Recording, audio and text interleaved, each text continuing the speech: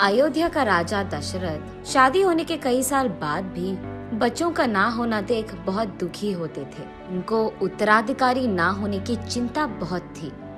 वशिष्ठ महामुनि दशरथ राजा को ऐसे देख उनकी चिंता के कारण जानते हैं। राजा, महायज्ञ का आयोजन कीजिए, अब वो भगवान ही आपकी चिंता दूर कर देंगे।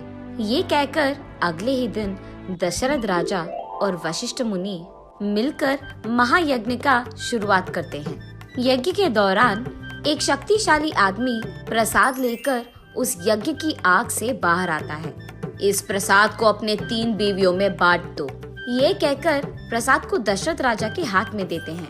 कुछ ही दिनों में कौशल्या को राम, कुछ और दिन बाद सुमित्रा को लक्ष्मण और कुछ और दिन गुजरने के बाद कैकेयी को भरत और शत्रुघ्न जन्मते हैं। कुछ ही सालों में विद्याभ्यास करने के लिए दशरथ राजा उनके बच्चों को वशिष्ठ मुनि के आश्रम भेजते हैं। उनकी पढ़ाई के दौरान एक हादसा ऐसे हुआ था कि एक महायज्ञ को एक राक्षस रोकने की बहुत कोशिश कर रहा था।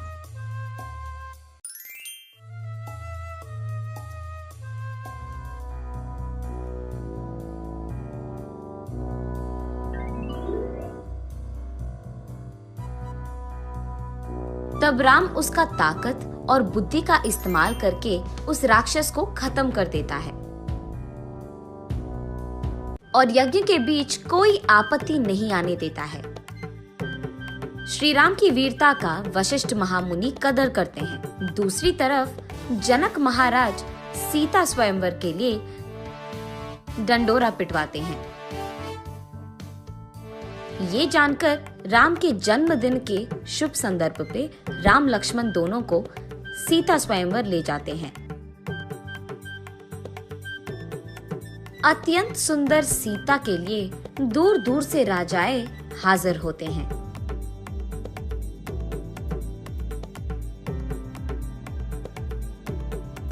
वही मौजूद शिव धनुष को जो आदमी तोड़ता है, जनक महाराज कहते हैं कि वही आदमी सीता के पति बन पाएंगे।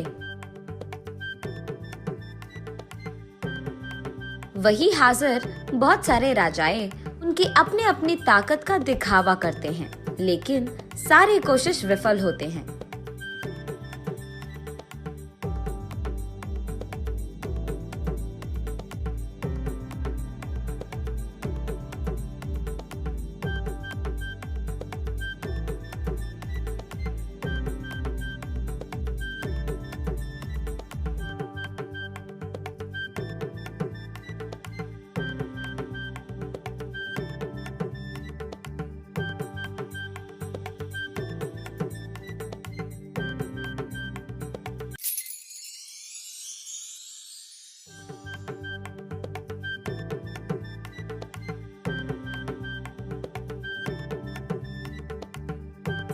तब वशिष्ठ महामुनि के आदेश के अनुसार राम उस शिव धनुष को एक बड़ी ध्वनि से तोड़ देते हैं।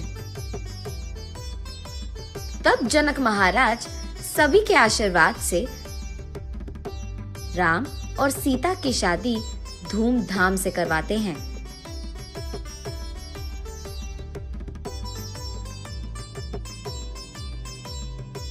उसके बाद वो दोनों उनके घर अयोध्या पहुंचते हैं।